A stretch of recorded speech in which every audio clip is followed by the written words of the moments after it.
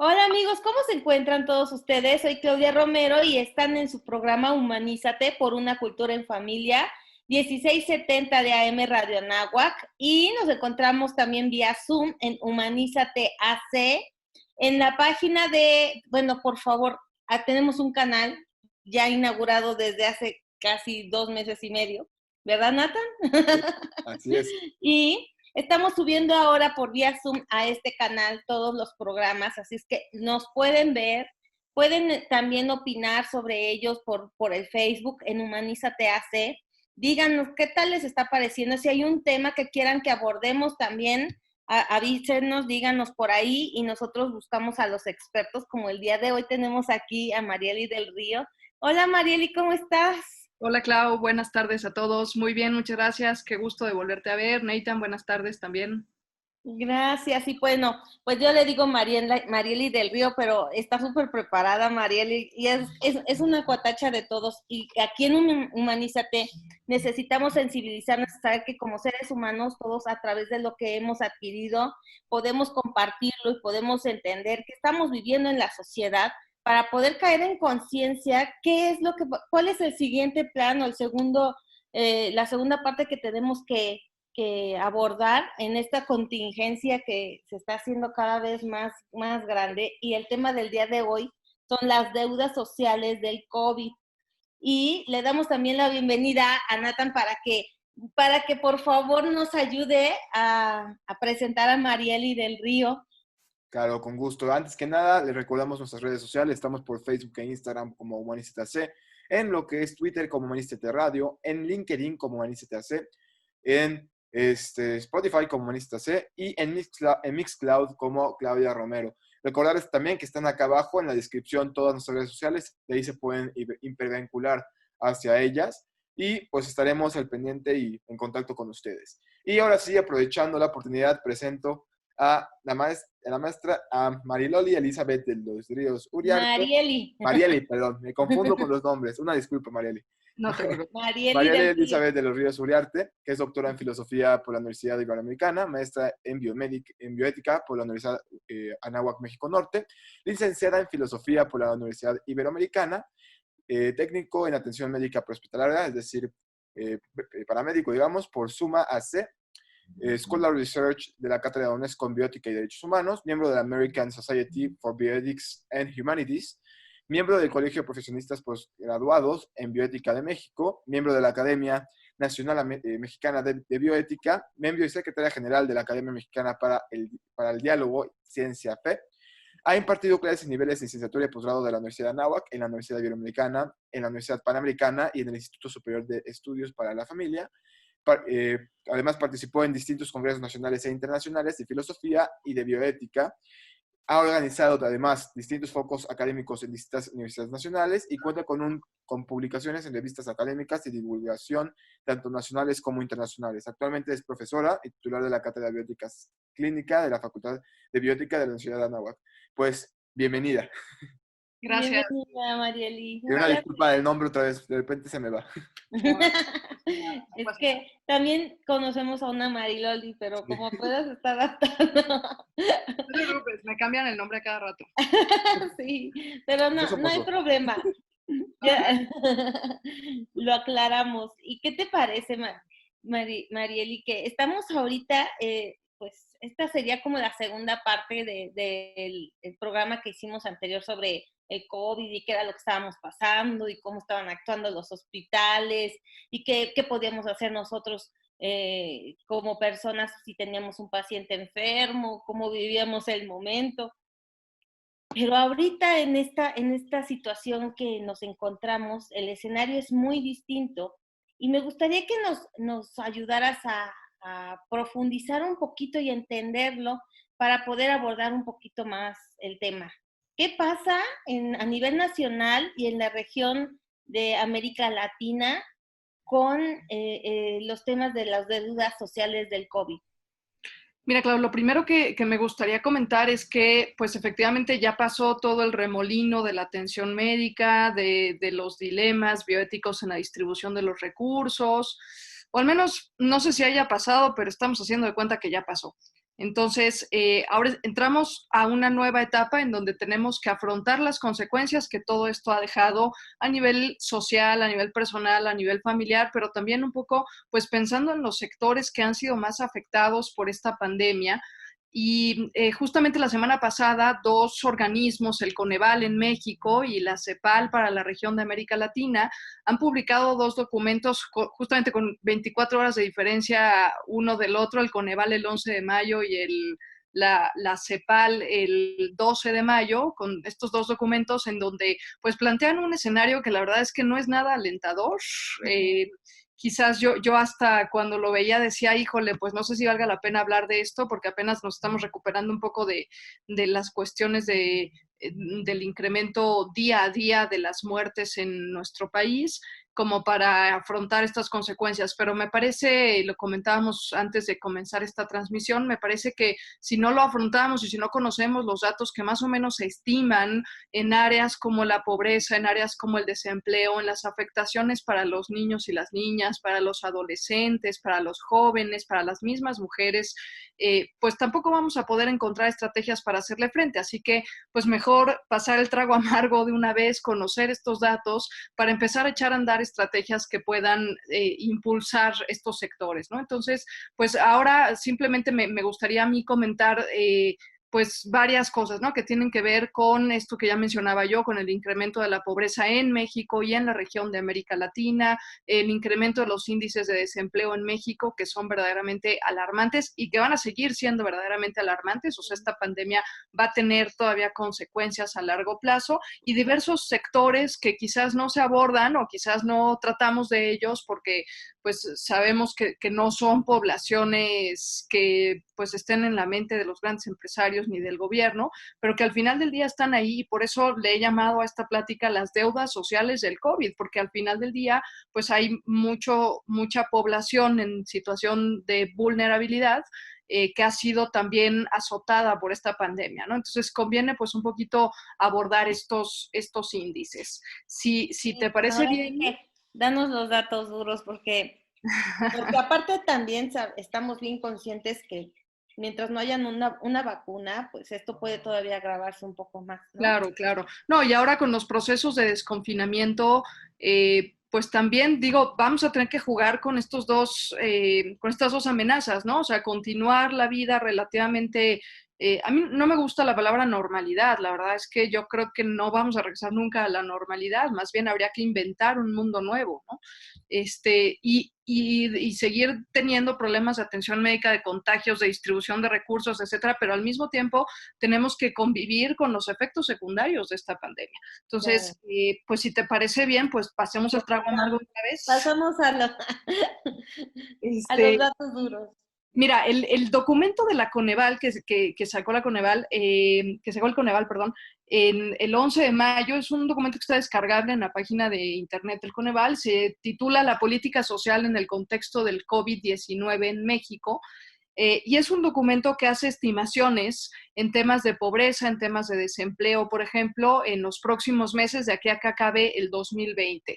Y simplemente, digo, por mencionar algunos, porque evidentemente los documentos son mucho más ricos que lo que yo aquí en breve puedo presentar, y la invitación es a que los descarguen y a que los lean y los revisen con mayor profundidad. Pero solo para darnos una idea, por ejemplo, se estima en este documento que en México los índices de pobreza, recordemos que hay una diferencia entre pobreza y pobreza extrema. La pobreza incluye la falta de acceso a alguno de los derechos humanos fundamentales, que se entiende que son la alimentación, la educación, la higiene y la vivienda. Entonces, cuando no podemos acceder a alguno de estos, se considera que estamos en una situación de pobreza y se mide como índice de pobreza. Mientras que la pobreza extrema, por su parte, es, además de esta carencia en alguno de estos servicios básicos, pues además la imposibilidad de adquirir una canasta alimentaria básica, ¿no? Así lo define el Coneval, ¿no? Esta distinción entre pobreza y pobreza extrema. Entonces, simplemente para mencionar algunos datos, por ejemplo, en el Coneval se estima que en lo que queda del 2020, los índices de pobreza van a incrementar entre un 7.2 y un 7.9%. Esto implica un aumento de un 8.9 o 9 de un 8.9 a un 9.8 millones de personas. Si recordamos un poco las anteriores mediciones del Coneval, más o menos alcanzábamos un promedio de 52.4 millones de personas en pobreza. Si a esto le aumentamos los 8.9 en el mejor de los escenarios o en el peor los 9.8 que estima el Coneval, pues tendríamos aproximadamente la mitad de la población, Clau, la mitad de la población de la República Mexicana en situación de pobreza extrema. Estamos hablando de un poquito abajo de la mitad de la población, de 58 millones de personas. Más o menos estamos hablando de 122, 123 millones de personas en México, pues un poquito abajo de la mitad. Muy alarmante. Muy alarmante, pero más alarmante aún es cuando pasamos a los índices de pobreza extrema, porque pues como les decía, una cosa es la pobreza, que sería como el mejor de los escenarios, y otra cosa es caer en pobreza extrema, considerando que muchas personas que ya se encuentran en pobreza pueden caer en pobreza extrema. Entonces, las estimaciones, nada más también para darnos una idea, el Coneval estima más o menos un aumento del 6.1 a 10.7 millones de personas que van a caer en pobreza extrema, que ya están en índices de pobreza y que van a descender a pobreza extrema. Esto es la imposibilidad para alcanzar una canasta alimentaria básica. Entonces, son cifras terribles porque además, considerando nuevamente mediciones anteriores del Coneval, más o menos ya teníamos 9.3 millones de personas en esta situación de pobreza extrema. Si a esto le aumentamos los 6.1, un índice bajito, vámonos positivamente, 6.1 millones de personas, pues nos da 15 millones de personas en situación de pobreza extrema. Esto es verdaderamente alarmante porque estamos hablando que ya no es un tema de que no puedan acceder a los servicios médicos o que no puedan tener una vivienda, sino estamos hablando de gente que no puede adquirir los nutrientes básicos indispensables para hacerle frente ni a esta pandemia ni a su día a día, ¿no? Y eso es algo que sí nos debe de alarmar. Y sobre todo de cuestionar sobre qué vamos a hacer para reducir estos índices, pero sobre todo también, pues un poco la invitación con estas cifras, bueno, además de alarmarnos, la situación, la invitación me parece que es a que nosotros, que a lo mejor gozamos de una situación más favorecida, de que no estamos quizás en pobreza ni en pobreza extrema, pues también nos cuestiona y nos interpela sobre nuestro papel frente a estas cifras, ¿no? Sí. Me parece que es importante tomar esto. Y replantearnos qué podemos hacer, porque a veces nos estamos esperando a que el gobierno reaccione y que hagan algo, pero ante esta situación, o sea... Es que no podemos simplemente decir yo no pertenezco a estos índices, o sea, estos índices están ahí y nos están cuestionando y nos están interpelando sobre qué vamos a hacer, porque además, ahora, si nos vamos a una región geográfica, una visión más macroscópica, la CEPAL, en otro documento que sacó un día después, el 12 de mayo, en un documento que se llama El desafío social en tiempos del COVID, igualmente descargable en su página de internet, estima más o menos en la región latinoamericana un aumento de 4.4% en temas de pobreza, equivalente a 28.7 millones de personas, ¿no? Que además estima que las áreas o los países en donde va a pegar más fuerte este incremento de la pobreza es Argentina, México, Ecuador y Brasil. O sea, que México está implícito en esto, ¿no? Pero no solamente en índices de pobreza, sino que además en pobreza extrema la CEPAL estima un aumento de 2.6%. Y los países a donde va a pegar más este aumento de la pobreza extrema, nuevamente incluyen a México, pasan por Nicaragua y terminan en Ecuador, ¿no? Entonces, México está en los dos sectores de incremento de la pobreza y de incremento de la pobreza extrema. O sea, sí tenemos razones para preocuparnos. Sí, tenemos razones para preocuparnos, pero también para darnos una idea más. Platícanos, ¿qué efectos podríamos ver para aclarar un poquito más, ¿no? Sí. Pues mira, yo continúo con las cifras, Clau, porque me parece que también esta situación del aumento en la pobreza y en la pobreza extrema también está pegando o va muy de la mano con otro factor que mide el Coneval, que es precisamente el aumento en los índices de desempleo, que también están verdaderamente alarmantes, ¿no? Habla el Coneval de un aumento del 3.3 al 5.3% en la tasa de desempleo. Esto es muchísimo. Se están estimando más o menos de aquí a que acabe el 2020 una pérdida de 1.7 millones de empleos en México. Y no solamente es la pérdida de empleo, yo quiero resaltar aquí que es la pérdida de prestaciones laborales que incluyen el seguro médico, y que, o en el mejor de los escenarios, pues una reducción considerable del salario. Entonces, eso evidentemente genera más pobreza, pero además también genera otros círculos que hacen que aumente la violencia, que hacen que aumente la delincuencia, el tráfico de personas, los empleos informales, etcétera, ¿no? Entonces, estamos hablando también de que... Tienen servicio de salud y si se llegan a contagiar también.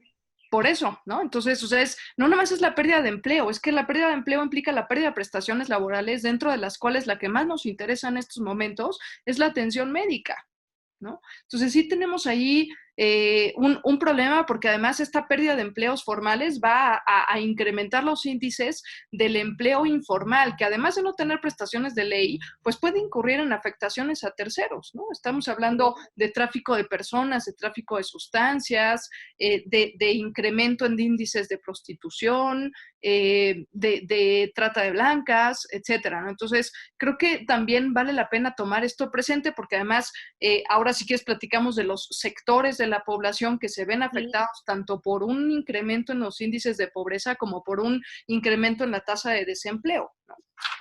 Sí, porque se vive muy distinto en la zona urbana, claro, ¿no? Que en los distintos poblaciones indígenas también. Imagínate cómo debe de estar. Si de por sí ya también estaban muy mal anteriormente. Claro, y es sumamente interesante tu comentario, porque justamente la Coneval y la CEPAL, las dos, en eso coinciden ambos documentos, hablan de cómo la pobreza se está desplazando de las áreas rurales, ya tiene un rato desplazándose, pero ahora se va a ver más desplazada de las áreas rurales a las áreas urbanas, de tal manera que vamos a tener cinturones de pobreza y pobreza extrema en plena ciudad, en plena urbe. Y eso conlleva muchas otras situaciones que en esta pandemia acelerarían los procesos de contagio. Por las malas condiciones de las viviendas, por que tenemos muchas zonas en nuestro país, incluso aquí adentro de la ciudad, y lo hemos visto en los noticieros, que ni siquiera tienen acceso a agua potable, ¿no? Entonces, vamos, podríamos ubicar, o sea, ya di las cifras, ¿no? Ya di la Sí, parte. no, y aparte, estaba escuchando que se incrementó el doble de uso de agua potable que en esta pandemia que utilizamos regularmente, Claro, ¿no? pero imagínate las zonas o las colonias que no tienen agua, que han salido en los noticieros y que sabemos, entonces pues no se pueden lavar las manos, no pueden desinfectar las frutas y las verduras, no pueden limpiar sus casas, no pueden limpiarse cuando salen a la calle y limpiar la suela de los zapatos, lavar la ropa, etcétera, las medidas que la mayoría de las poblaciones, de la gente estamos llevando a cabo para evitar los contagios, pues en esas zonas no se puede hacer, entonces mayores índices de contagio, menos atención médica y mayores muertes, ¿no? Estamos hablando Fíjate que hace 2 semanas, ¿verdad, Nathan? Que entrevistamos al párroco de la zona de Tepito y todas esas zonas, y decían que pues las personas de ahí por lo regular no tienen ni cocina, o sea, muchos viven en sus mismos locales donde venden, y que estaban pues muy preocupados porque aparte de que no tienen un recurso para poder pues tener los ingresos para comer al día, ¿no? Estaban muy vulnerables a ser contagiados, y esto que nos estás explicando, pues sí, o sea, ya lo estábamos viendo hace 2 semanas, que estaban preocupados en esta situación, y que a donde acuden para poder tener los recursos a veces mucho es ahí a las mismas iglesias, ¿no? A los dispensarios que tienen para poder pues tener algo para comer, que claro, sí. las mismas familias viven luego muchas hacinadas en un espacio, y que no hay manera de tener, de no contagiarse o de tener una sana distancia, ¿verdad? Claro. Que esto, en realidad, Clau, si lo analizas a fondo, tener índices de pobreza extrema, donde la gente no tiene ni para comer al día, pues si lo pongo en una balanza, ¿qué me interesa más, comer o limpiar mi casa o lavarme las manos? Pues comer, ¿no? Sí. Entonces, la verdad es que estas situaciones de limpieza, de desinfección, de uso de cubrebocas, etcétera, pues pasan a un segundo plano, pero eso a la vez está generando que se propague más el coronavirus y que tengamos peores condiciones sanitarias y que la gente que llega ya con una etapa del coronavirus muy avanzada y pierde la vida. Estaba platicando con compañeros médicos que están en la primera línea de atención y pacientes que en 3 horas fallecen, o sea, de lo mal que llegan, porque pues evidentemente no se pueden quedar en casa, tienen que salir a buscar la comida, como bien dices, los lugares a donde salen, pues no tienen las mejores condiciones higiénicas y tampoco cuando regresan a casa, pues no tienen agua potable, no se pueden meter a bañar, no pueden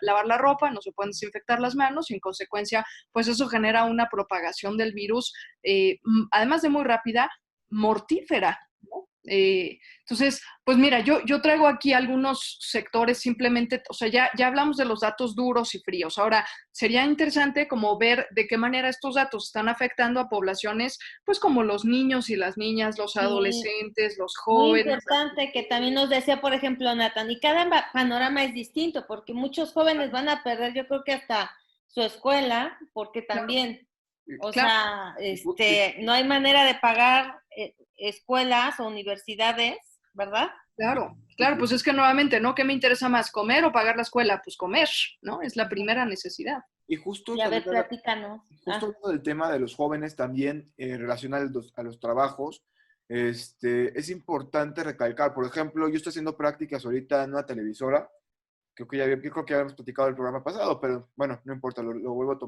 a retomar. Y justo ahorita me enteré, tío, yo ahorita soy practicante, entonces estoy trabajando gratis, es decirlo, pero justo me estoy enterando que hay mucha gente de la compañía que ya corrieron, o que le dijeron, trabaja pero sin sueldo. Entonces, realmente es algo que nos afecta también a los jóvenes, porque la gente, al primero que va a quitar es al joven, porque es el que le pagan menos, y dicen, no, es el menos indispensable. Entonces, es importante también ver que los jóvenes también lo estamos viviendo de una forma muy desgarradora, tío. A mí nunca me pagaron y por eso no me corrieron, pero realmente si me hubieran pagado, sí, probablemente me hubieran sacado del trabajo. Entonces, claro, sí. De hecho, es uno de los rubros de las poblaciones más afectadas, ¿no? Si les parece bien, miren, por ejemplo, tengo el rubro en primer lugar de las afectaciones en niños, niñas y adolescentes, ¿no? A ver, dinos. Por ejemplo, esto que mencionabas, Clau, lo más importante es el abandono escolar, ¿no? Y el abandono escolar, sí por un tema de pobreza, pero además también por un tema de que tenemos una inmensa población de niños, niñas y adolescentes que no tienen televisión en sus casas o que no tienen internet.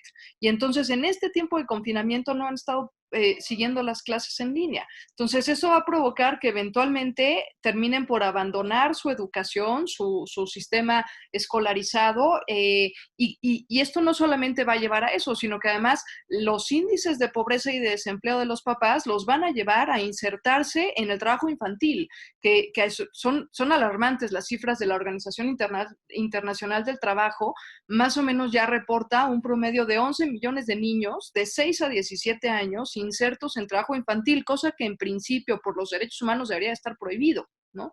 Pero además también hay van a empezar a tener muchas afectaciones en temas de salud mental por el mismo confinamiento, pero porque han crecido también los índices de violencia intrafamiliar. Para muchos niños ir a la escuela era su lugar seguro. Ahora que están en casa, pues ya no pueden evitar esos arrebatos violentos y los están sufriendo, y esto va a traer consecuencias gravísimas. Los índices de desnutrición y de malnutrición, no solamente por no tener acceso a la canasta básica alimentaria, sino además, pues porque el estar en casa, lo sabemos todos, pues hace que tus hábitos alimenticios también cambien, y entonces uno se la pasa comiendo todo el día, y eso lleva a también, otra vez, ¿no? A índices de malnutrición. Pueden estar los niños incrementando su peso, pero no necesariamente incrementando sus nutrientes, ¿no? Claro. Eso también es algo importante. Y a los que bien les va que haya comida, porque también...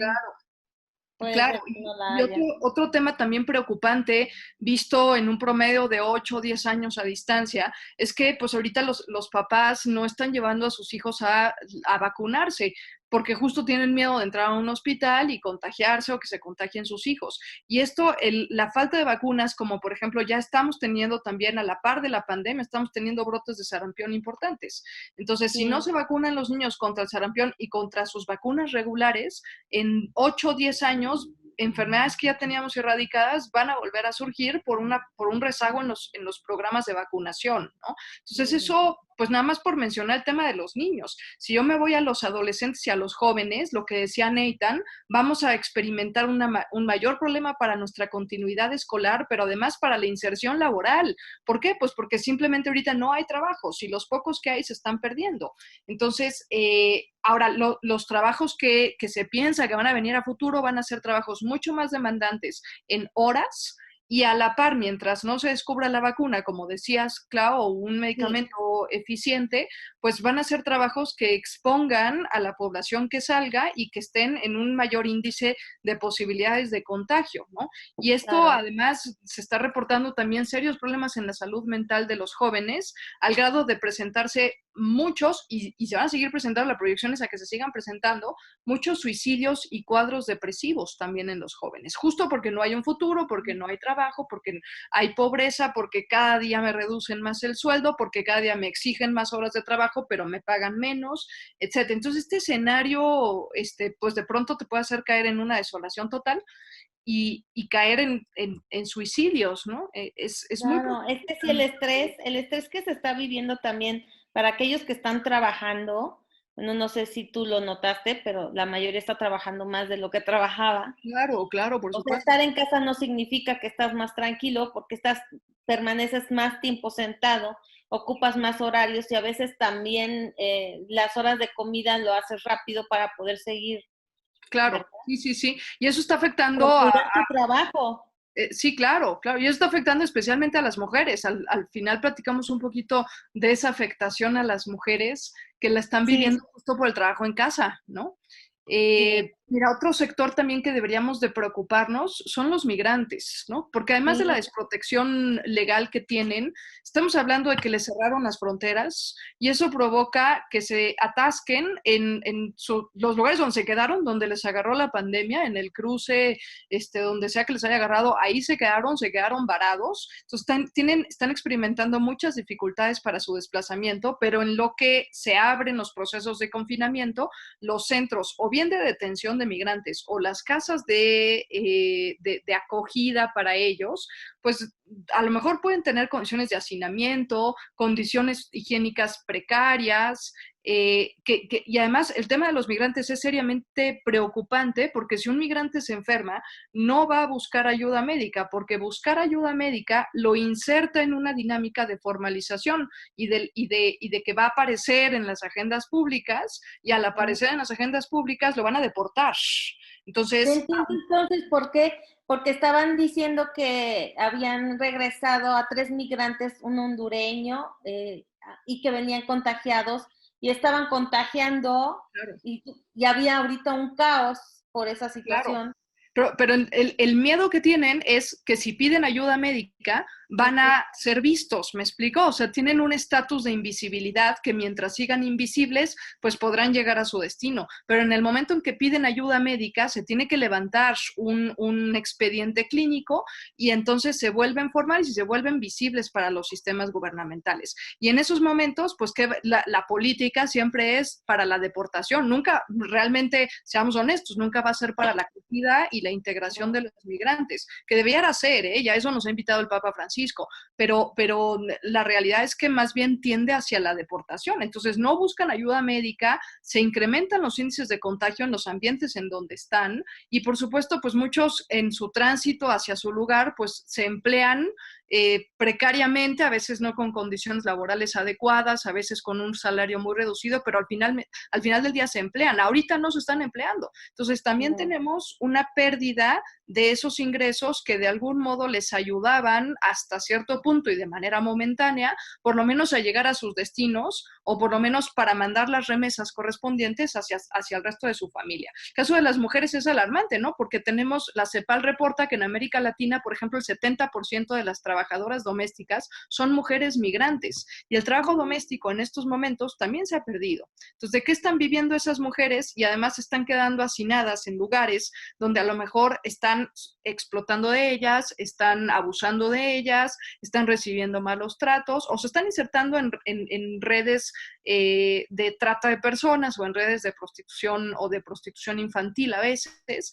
Y esto pues también, digo, por eso creo que los migrantes es un sector que hay que ponerle un poco más de atención porque pues esto nos va a llevar a muchas otras consecuencias muy fatídicas, ¿no?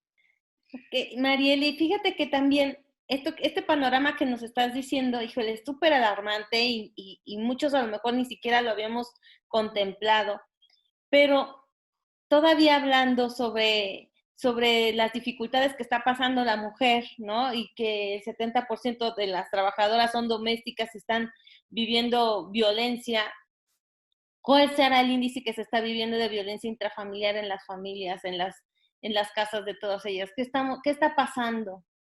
Mira, le diste en el clavo, ¿no? Al problema, uno de los problemas principales que tenemos en México. Pero déjame platicarte rapidísimo a otros dos sectores de la población que me parece también que hay que prestarles mucha atención, porque el problema de la mujer quiero dedicarle un poquito más de datos, ¿no? Pero mira, si hablamos, estamos hablando de los migrantes, pero también si me paso al ámbito de las personas en situación de calle, que también pues pocas veces pasan advertidas, ¿no? Y como que asumimos pues que nosotros tenemos un lugar donde resguardarnos, pero hay mucha gente que está expuesta al contagio diario porque no tiene un lugar en donde resguardarse. Es la gente en situación de calle, que además carecen de acceso a los servicios de higiene personal, es gente que no tiene un lavabo para lavarse las manos, que no tiene cubrebocas, que no tiene gel desinfectante, que vive a la intemperie y que por ende está expuesto no nada más al coronavirus, a todo, ¿no? Y a cualquier tipo de enfermedad que pueden complicar un tema de COVID, carecen de una buena alimentación también para fortalecer su sistema inmune, carecen de seguridad social y de protección de su salud y además carecen de la peor pandemia social que le ha llamado el Papa, que es procesos de estigmatización y de discriminación. Igual que los presos, ¿no? También es otro sector de la población que también en México se discutió mucho acerca de la ley de amnistía y si liberaban presos y si etcétera, pero es que uno tiene que entender que más allá de si está bien o está mal, es gente que también se encuentra en una situación de vulnerabilidad por los hacinamientos propios de los centros de retención, ¿no? De las cárceles, de los centros penitenciarios, por los servicios sanitarios a veces precarios y escasos que tienen adentro también, por las condiciones higiénicas deficientes e igualmente también por un tema de estigmatización y de discriminación, que eso a veces duele más que una enfermedad respiratoria o duele más que un proceso de hospitalización, la etiqueta social de ser presos o de ser gente en situación de calle, a veces la gente sufre más de eso que si le viniera el COVID, ¿me explico? Sí. Entonces también habría que considerar. Y ahora sí, pues vámonos al tema más importante, por lo menos para ti, para mí como mujeres, para Nathan debería de serlo también. No, sí. Yo creo que lo es, porque además no es un tema nuevo en México. No. Es decir, la violencia intrafamiliar y la violencia de género son dos temas que venimos arrastrando desde hace muchos años. No se han disparado ahorita como algún fenómeno nuevo. Más bien ahorita se han acrecentado y se han acentuado por los procesos de confinamiento. El Consejo Ciudadano, fíjate los datos, Clau, el Consejo Ciudadano para la Seguridad y la Justicia de la Ciudad de México ha reportado un 60% de incremento en las llamadas de auxilio al 911. Solamente para darnos una idea de un año a otro, de marzo del 2019 a marzo del 2020, hubo un incremento de 147 a 295 denuncias. Wow. Estamos hablando de 150 denuncias más de un año para el otro, y esto debido a los procesos de confinamiento, porque si nos vamos también a otros datos que arroja el Consejo Ciudadano, por ejemplo, nada más de febrero a marzo, o sea, nuestro proceso de confinamiento en México empezó en febrero. De febrero a marzo se incrementó un 32% la violencia intrafamiliar, que principalmente es una violencia física y psicoemocional. Y si uno analiza las causas, pues por supuesto es porque estamos conviviendo con nuestros propios agresores adentro de la casa, pero también porque ha aumentado mucho y considerablemente el consumo de bebidas alcohólicas. Por eso en algunos lugares han decretado ley seca, por ejemplo. ¿no? Y sabemos Okay. el aumento de bebidas alcohólicas o de estupefacientes puede provocar actos violentos, y de hecho los provoca. Entonces, en gran medida es por eso, ¿no? También por esos otros factores que a veces son invisibles, pero que ahí están y que se acrecientan cuando uno consume una bebida alcohólica o cuando uno consume alguna sustancia psicotrópica, ¿no? Fíjate, también Esto es importante que lo tomen en cuenta para que también se abstengan a estar consumiendo, pues ¿verdad? es que por eso yo decía cuando salió el tema de la ley seca, yo personalmente decía, pero ¿por qué no? ¿Cuál es la razón de la ley seca, etcétera? Pero cuando entiendes la relación que existe entre el consumo de bebidas alcohólicas y el incremento de violencia intrafamiliar y de violencia de género, pues es lógico que haya ley seca, ¿no? Y Sí, qué bueno, bueno es que que haya ley seca. no lo ve uno así porque a lo mejor pues no tienes esas prácticas de estar consumiendo alcohol, no lo vives Sí, tú, claro, claro. pero Pero fíjate, otro de los problemas, o sea, la violencia es ciertamente un tema urgente de atender y muy doloroso para México, repito, no solo porque se está presentando ahorita, sino porque ya llevamos mucho tiempo arrastrándolo y sabemos que es un problema incluso cultural por la misma situación histórica que ha vivido México. Pero bueno, ¿no? Entonces son cuestiones alarmantes, pero fíjate también algunos datos que arroja la CEPAL. En la región de América Latina, el 72.8% de los trabajos en el sector de la salud son mujeres.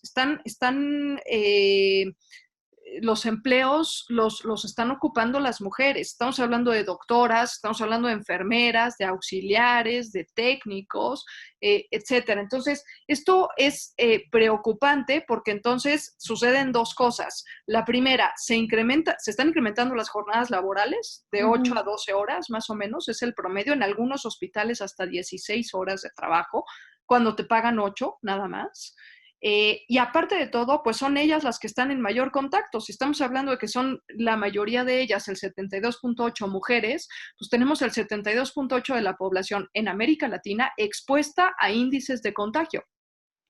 Esto, además, considerando que pueden ser en su mayoría mujeres que tienen una familia, que tienen hijos, pues esto las deja en una situación de extrema vulnerabilidad a ella y a sus familias, ¿no?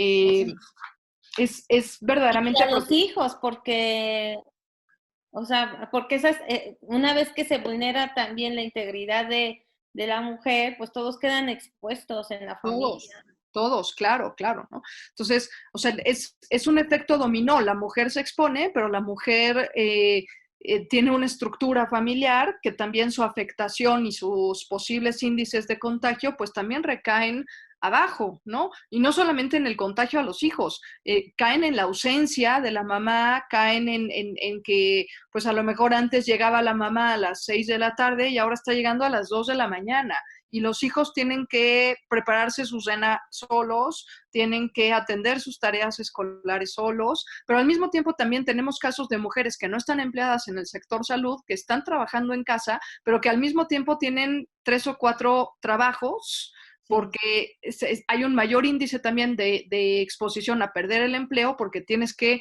atender las tareas escolares de tus hijos, en muchas ocasiones los tienes que conectar si es que tienes internet en tu casa y asegurarte que más o menos vayan siguiendo las clases en línea, ayudarlos a hacer sus tareas, hacer la comida, atender el resto de todo lo que implica llevar un hogar, etcétera, ¿no? Entonces, tenemos muchas mujeres que están perdiendo sus empleos porque tienen que estar atendiendo 3 o 4 otras labores, ¿no? Que son empleos Claro, informales, que sabemos que el trabajo del hogar no es remunerado y es un trabajo que implica las más de las horas a la semana para una mujer.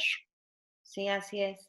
Y que es muy necesario Es que para, si no, pues no tienes, o sea, queremos evitar contagios, queremos evitar higiene, pues sí, pero alguien tiene que hacer la higiene del hogar, ¿no?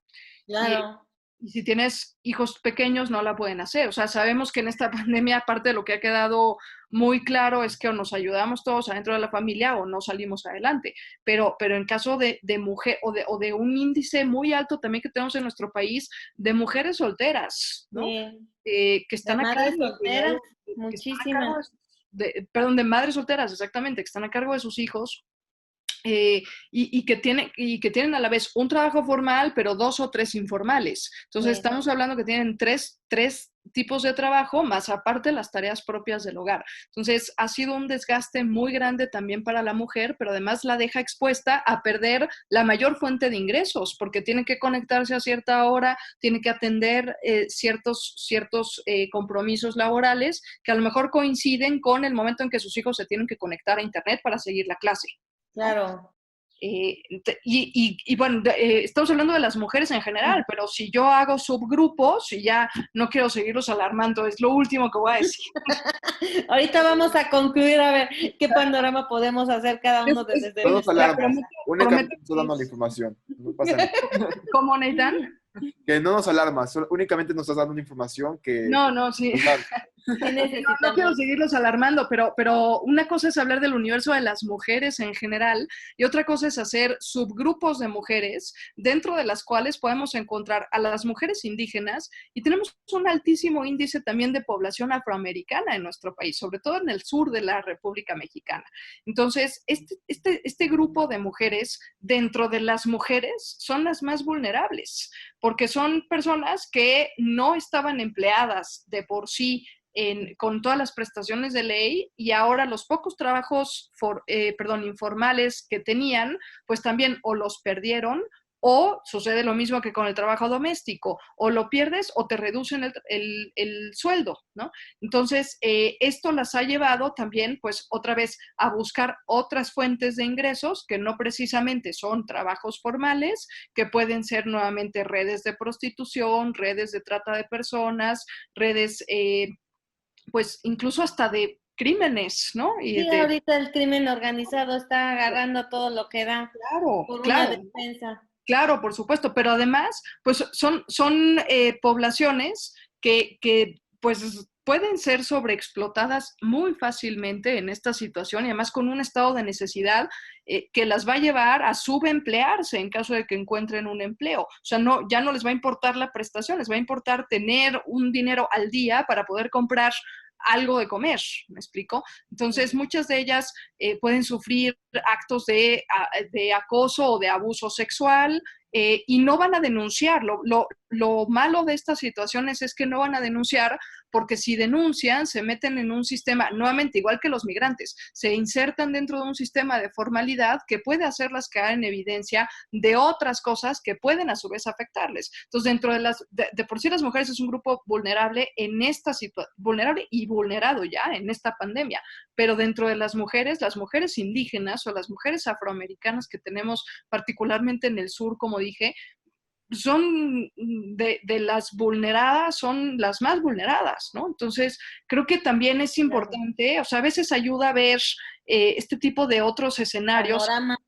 salir de la autorreferencialidad tan típica que ha hablado siempre el Papa Francisco y ver que existen otros sectores de la población que la están pasando o la van a pasar peor de lo que nosotros la estamos pasando, ¿no? Claro.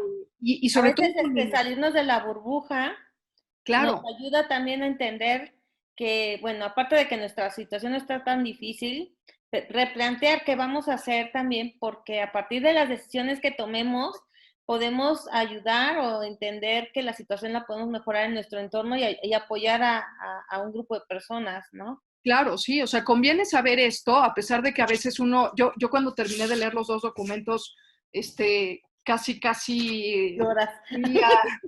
por una caja de antidepresivos, pero la verdad es que, nuevamente, ¿no? Si no conocemos estas cifras, si no nos damos cuenta de que hay sectores de la población que realmente la están pasando mal y la van a seguir pasando mal, pues tampoco nos vamos a poner a idear estrategias que puedan ayudarnos socialmente, porque también si algo ha dejado claro esta pandemia es que no podemos seguir cada uno en nuestra trinchera, o sea, tenemos que salir, tenemos que recurrir a la solidaridad, a la generosidad, etc. O sea, tenemos que cambiar de paradigma y bueno, lo poco que tenemos o lo mucho que tenemos, pues ponerlo a disposición de cómo le vamos a hacer para paliar estas grandes deudas sociales que el COVID nos está dejando.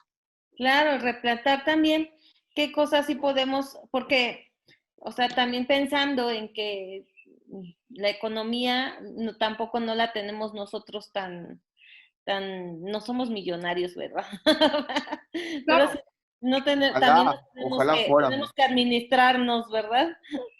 Sí, pero dentro de nuestra administración Sí, tenemos que empezar a incluir a los otros. claro. Sí, porque si dices, no, pues es que yo no lo tengo, bueno, a partir de lo que tienes, parte del recurso necesitamos también incluir a los otros, porque si no, esto todavía se viene, el panorama todavía está peor. Y incluir también puede ser en que adquieras un poco más de alimento y lo puedas donar, o sea, desde la posibilidad de cada quien. Claro, Y crear fuentes de empleo que a lo mejor antes no existían y que ahora nos estamos viendo obligados a generar, ¿no? O sea, también el grave peligro, Clau, y con esto sí que cierro, el grave peligro es creer que las cosas van a volver a ser iguales, que en sí, algún punto, en el 2000, quién sabe cuántos, las cosas van a, y entonces vamos a regresar a nuestro empleo y van a seguir existiendo las mismas estructuras sociales que antes existían. Y eso es una falacia, no podemos situarnos ahí porque entonces creamos un mundo de fantasía que simplemente no está ayudando ni a nosotros ni a la sociedad. Lo que tenemos que empezar a pensar es que ya nada va a ser igual y que ahora nos toca construir de cero y nos toca inventar lo que nunca se había inventado y pensar lo que nunca se había pensado. Pero eso solamente lo logro cuando me doy cuenta que no soy solamente yo, que hay otras sí. personas a mi alrededor, ¿no? Y que tengo Esa que... mirada al otro.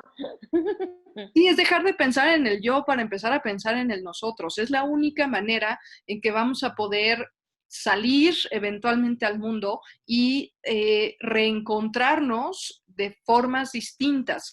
Por eso te decía, a mí me choca la palabra normalidad. Yo es que no creo que No hay haya ni manera. una normalidad, ni una nueva normalidad. ¿Quién sabe qué es lo que Sí, hay es allá? normal.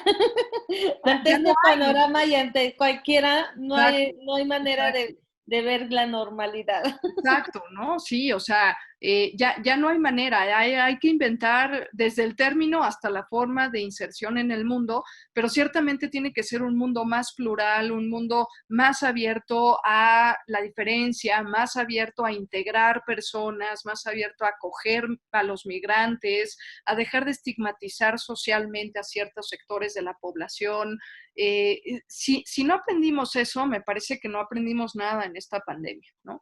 Y la única forma, Claro, además, que vamos a tener de salir adelante es así, no hay de otra, ¿no? Como sociedad, como ciudadanos del mundo, ¿no? Ir más allá de las fronteras y ver que esta es una situación que nos está pegando a todos, nos pegó a todos y que por ende la respuesta tiene que ser igualmente colectiva.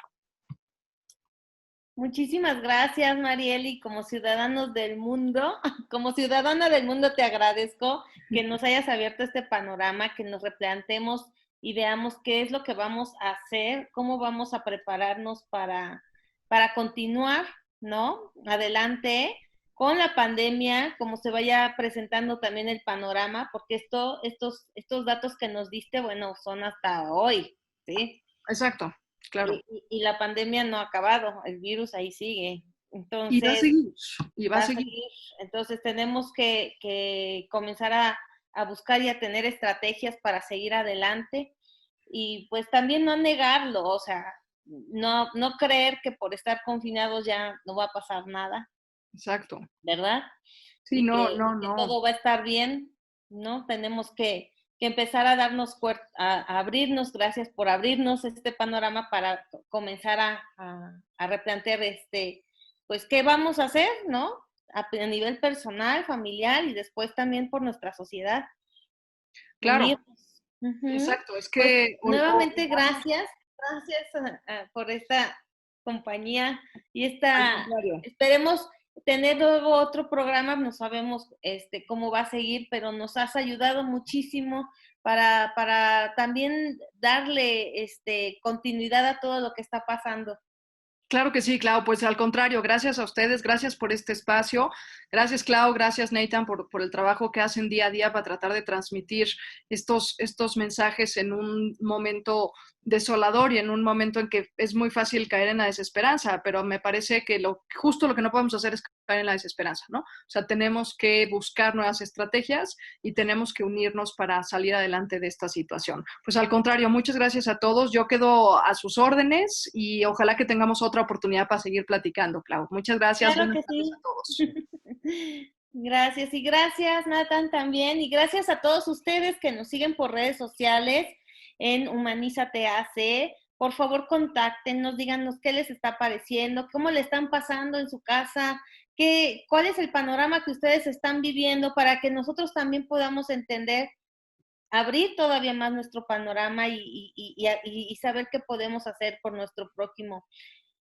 También les pido, por favor, que estén muy pendientes porque los martes y los jueves es cuando sacamos los programas en Humanízate AC. Así es que compártanlos porque no sabemos si lo que compartimos le puede ayudar a algún otro que escuche el panorama y se le ocurra algo bueno para poder crear un mayor bien común.